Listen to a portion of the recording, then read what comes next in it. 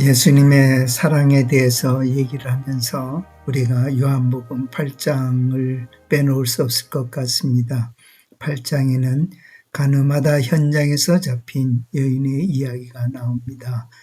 이 여인은 아침에 끌려왔습니다. 오늘 그 8장 2절 시작 부분에 보면 아침에라고 되어 있는데, 아침에는 보통의 여인들이 옷을 한번 만지고 머리를 만지고 그리고 다른 사람을 만나는 시간입니다. 절대로 민낯으로 다른 사람을 만나고 싶지 않은 시간이죠. 그런데 그 시간에 현장에서 가늠하다가 잡힌 여인이라는 그런 사람을 끌고 왔다. 참 사람들이 편안하게 대하진 않았을 것입니다. 멱살을 끌어냈는지, 머리채를 쥐고 왔는지, 그의 옷 매무새가 어땠는지, 이런 걸 하나씩 생각해 보면 참, 바들바들 떨 그런 상황이었을 것 같습니다. 그런데 사람들은 그를 향하여서 돌로 칠까요? 말까요? 이런 언쟁을 하는 단계입니다. 그런 상황에서 예수님 앞에까지 온 것이죠. 자, 이런 땐 어떻게 해야 됩니까? 우리 예수님은 아무 말씀 안 하시고 그냥 몸을 굽히시더니 땅에 무언가를 씁니다. 어떤 사람은 그 쓴 것이 물고기를 그렸다고도 하고, 어떤 사람은 사랑이라고 썼다고도 하고 그러는데, 그런 얘기는 다 턱없는 얘기입니다. 성경에 쓰여져 있지도 않고 또 그럴 만한 가치도 없습니다.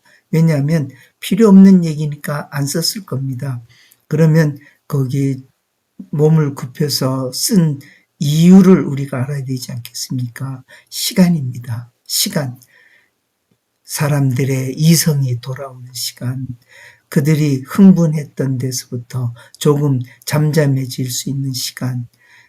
그리고 나서 주님께서 일어서서 그들에게 말씀하시죠. 누구든지 죄 없는 자 먼저 돌로 치라. 자, 그 사람들이 아마 그 얘기에 충격을 크게 받은 듯합니다. 오늘 그 요한복음 8장엔 이렇게 되어 있습니다. 그들이 다 양심의 가책을 받아, 양심의 가책을 받아. 그건 무슨 장면이겠습니까? 돌을 하나씩 내려놓는 장면이죠.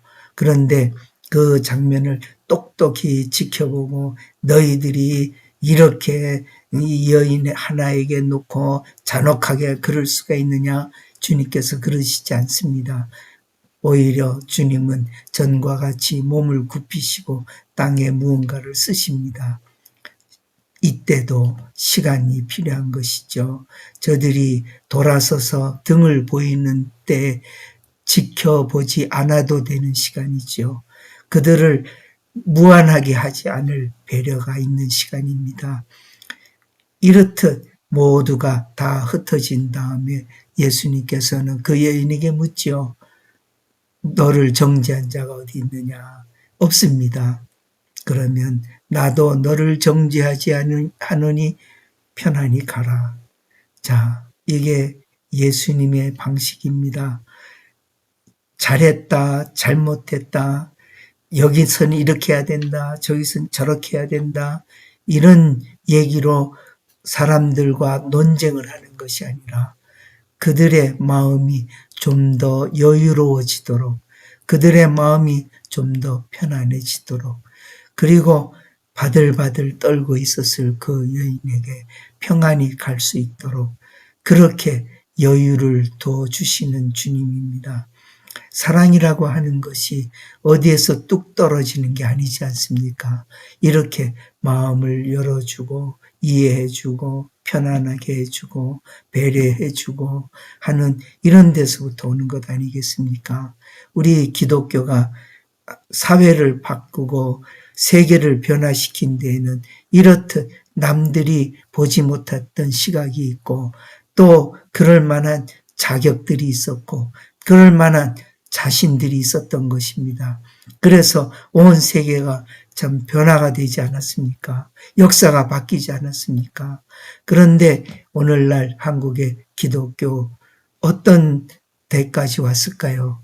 아마 여기 문제에 있어서만큼은 우리가 한번 우리 자신을 되돌아봐야 될 것 같습니다. 너무 사람들이 죄 지은 사람들에 대해서 함부로 해도 된다는 생각 여전히 가지고 있습니다. 이런 사람에겐 돌을 던질까요? 이런 식입니다. 정의로운 사람은 죄 지은 사람들을 향해서 언제든지 돌 던질 준비가 있는 것처럼 생각하는 사회입니다. 예수님은 그런 면에서 먼저 우리에게 본을 보여주시기를 모든 것은 참 서로를 이해해주고 감싸주고 덮어주고 그것이 가해자든 피해자든 어느 한편에 서서 그 누군가를 압력을 넣는 것이 아니라 돌아보고 이해해주고 그러는 데서 시작되는 것을 우리에게 가르쳐 주었습니다. 이것을 우리가 한번 생각해 보는 것도 좋은 기회가 되리라고 믿습니다. 다음 주에 또 한번 뵙겠습니다. 감사합니다.